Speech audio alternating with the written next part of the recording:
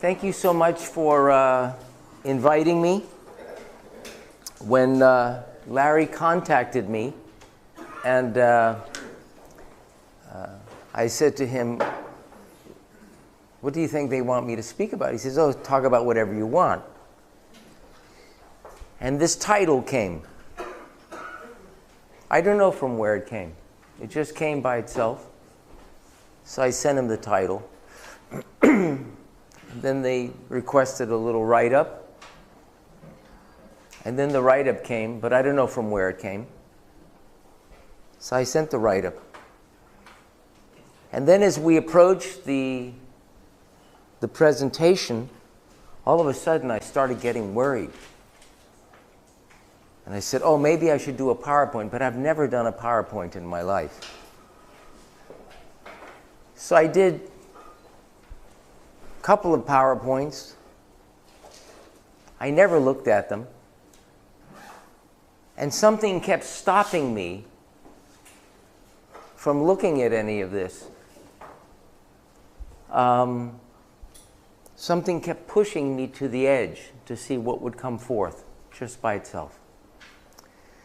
So this is a painting that I commissioned an artist to do in 1988 or 89.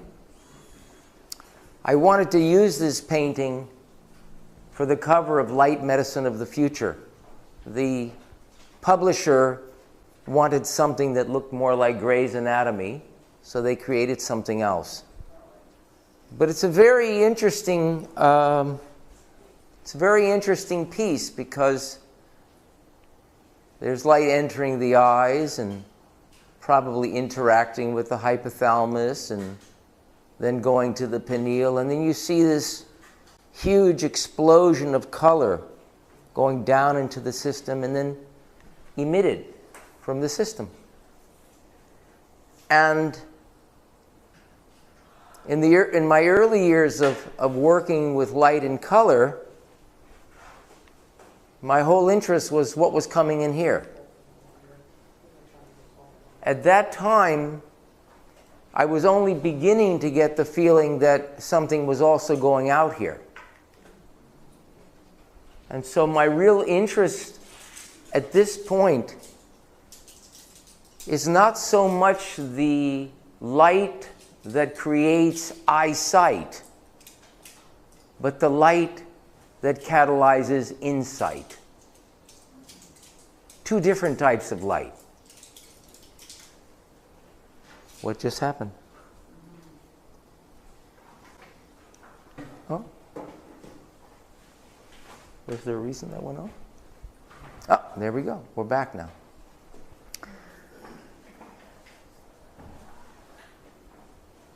This light out here gives us the impression that things are separate. But this other type of light that's of interest to me right now, there's nothing that's separate.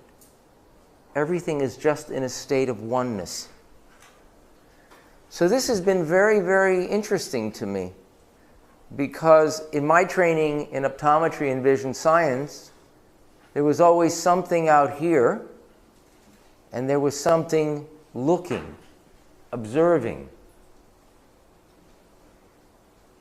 And in fact, most people think that we are the ones that are looking for something. But my feeling has been for a long time now that life is actually looking for us. In fact, it was shared with me by a woman that came to one of my events many years ago while I was still teaching about light. Her name was Angel, and she really was an angel.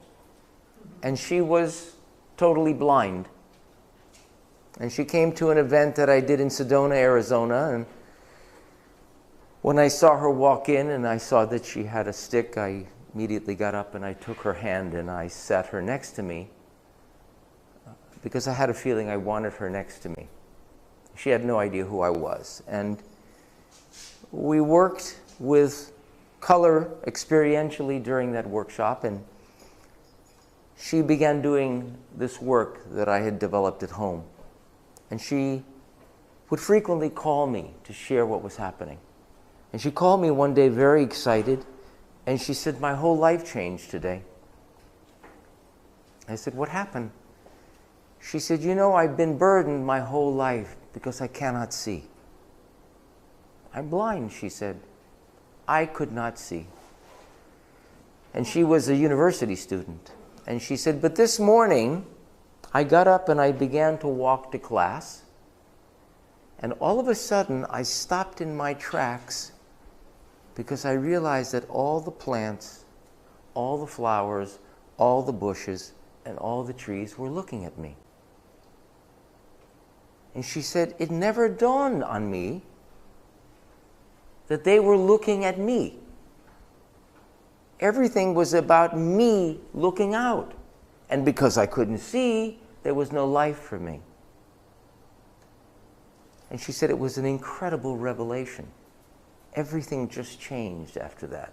So I've been very, very intrigued with why it is that the intelligence of life causes light to touch the eye in such a way that the eye reflexively moves to look at it. We think that we are moving the eye, but in fact, the eye is being moved. And it's being moved by something in the intelligence of life, this thing we call light, that is looking for the eye. And when it touches the eye moves by itself. You can see this with babies. They don't move their eyes are literally moved. And after the eye moves, the body moves with it. It reorients itself. It recognizes that something in life is calling to it. And so this intelligence of life, in the form of what we call light, comes into the eye and guides movement through space. And when it touches the eye, what happens is both eyes automatically aim, converge onto the target. And that act of aiming, which occurs as a reflex, it's involuntary. It's designed to be involuntary. You're all paying attention to me. How do I know? Because you're looking at me. The entire process of presence and attention is inseparably connected with the ability of the eyes to just effortlessly converge, aim. So that sets up what we call presence. When the presence happens, there isn't anyone being present. There's just presence. And it's a very expansive instance. And as the eyes converge, they also focus. Now, of course, when I was taught this in school, this accommodation or focus that made things clear, I thought was an optical process. It isn't, because when things become clear, they become understandable. That's what we say, "Oh, I see."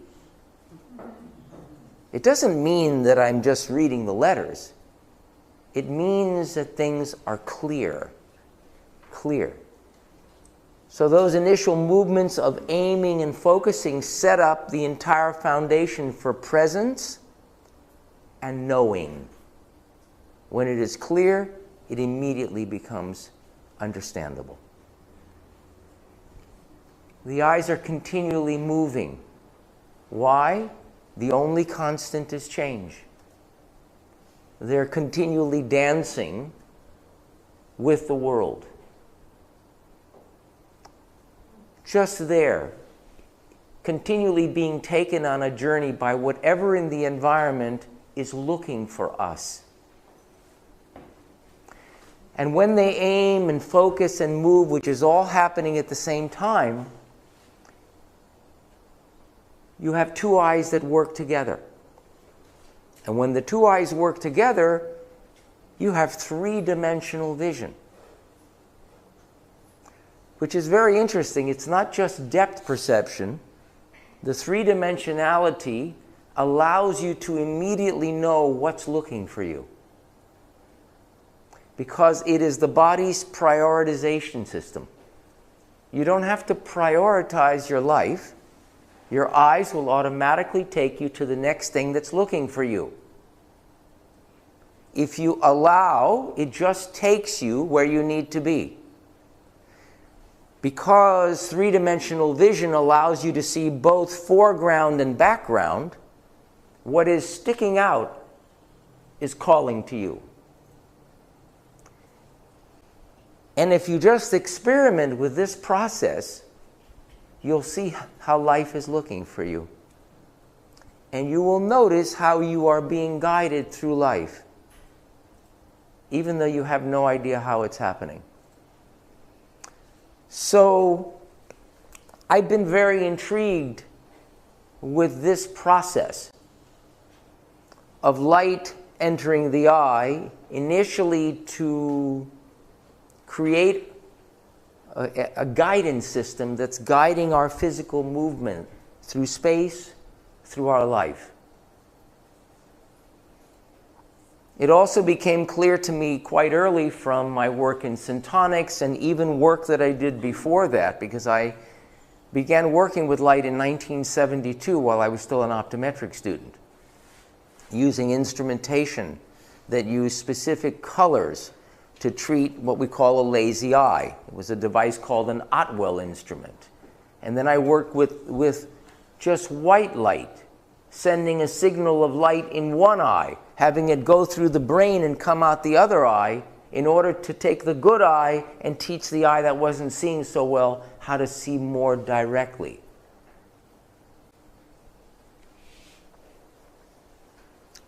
Then I got introduced and met John Ott in the mid-70s. And I learned something about the fact that we need light that simulates sunshine, and the importance of that. That was a great discovery. And then I realized that just having the full spectrum doesn't mean that you take in the full spectrum.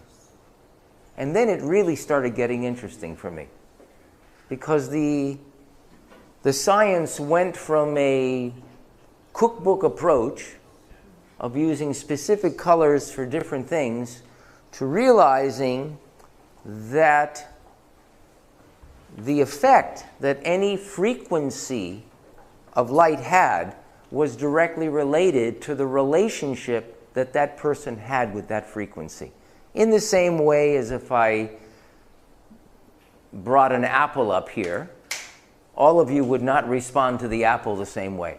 Some would say, oh, I love apples, and others, I can't stand apples. Or you bring up a person up here, and half of you are attracted to them, and the other half say, I don't want to have anything to do with them. And it became clear to me quite early that the colors that we perceive are not in the world. They're within consciousness. Even the sounds that we hear are not in the world. They're within consciousness. And so then it became even clearer for me that there was a relationship that all of us were having with the energy or light that was impinging upon the body continually, and how we related to that, and the meanings that we made, and the thoughts that emerged, and the feelings that emerged in that process actually created the effects that we had. So this painting became an interesting reminder for me of many different things that were happening with light. What I'd like to do is show you something else. I guess we can't, there we go. Not having done this before, I have no practice. I found something that I thought was very interesting. I thought you might enjoy watching it. It's an interesting integration of color and of vision and also of consciousness. So just enjoy this for a second.